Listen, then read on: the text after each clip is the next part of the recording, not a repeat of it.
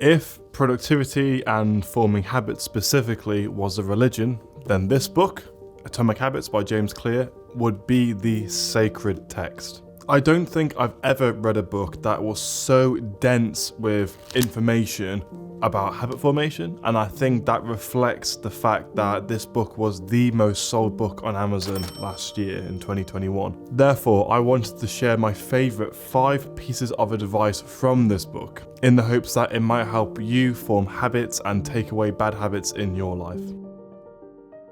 One of the biggest mistakes I see people make in general is relying too much on motivation and not enough on making practical choices. For example, if you live, like a 45-60 minute drive away from a gym, you might have to watch a motivational Les Brown video to kind of psych yourself up.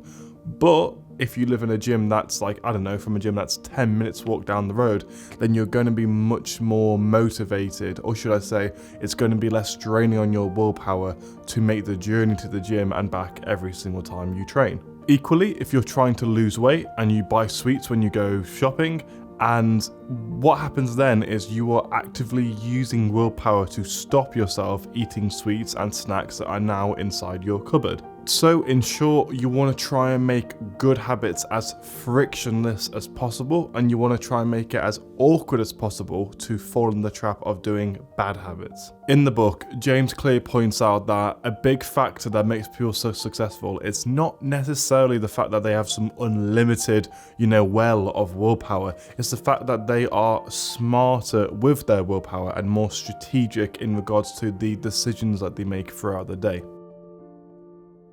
In life, your mind has a tendency to go on autopilot. For example, after driving for a few years, you might change gear or indicate without even putting that much thought into it. This is the brain's way of being efficient with its cognitive resources, because whenever you think about anything, you're using up fuel, mainly in the form of glucose, but this applies to habits as well. So the main take-home message here is, for example with me, if I go to the gym for multiple months consistently, the idea of not going to the gym feels actually really strange, and I don't have to put that much effort to put on my gym shoes and go to the gym.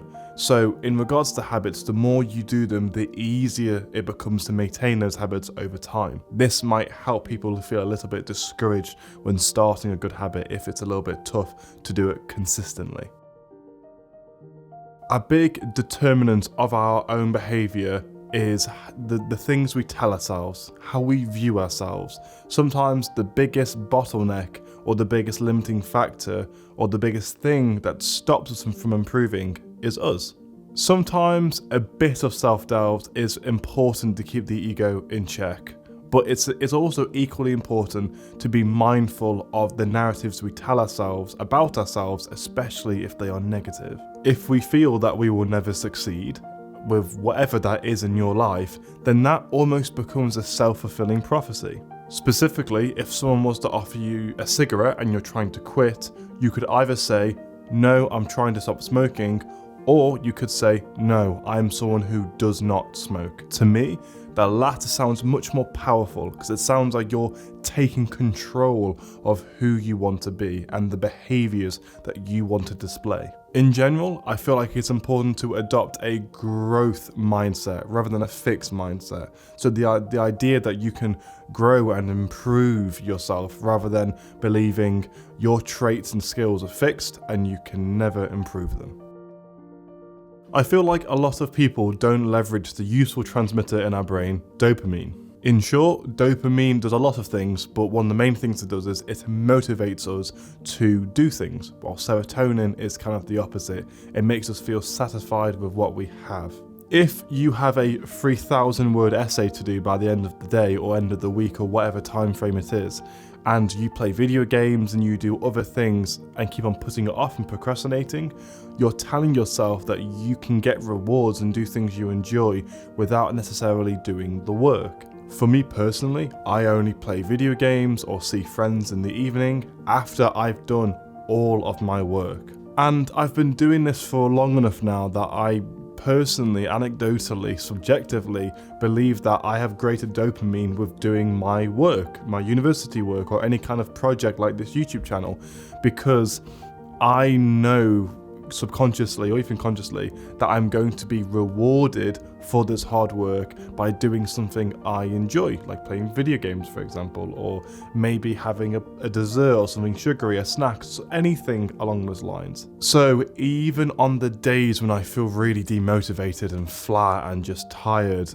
I do believe my strategy with doing the things I enjoy in the evening, it might not work for everyone, but for me, I do believe it makes me more productive.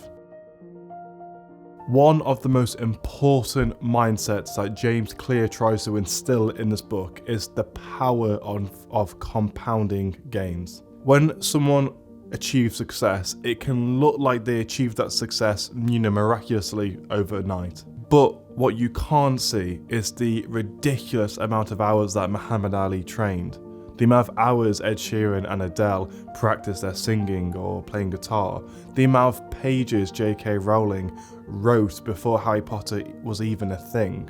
Yes, these people might be talented in one form or another, but for the average person like myself and potentially like you, if you do enough good habits and do them consistently over a long enough period of time, I can almost guarantee your life will change in ways you can't even imagine right now.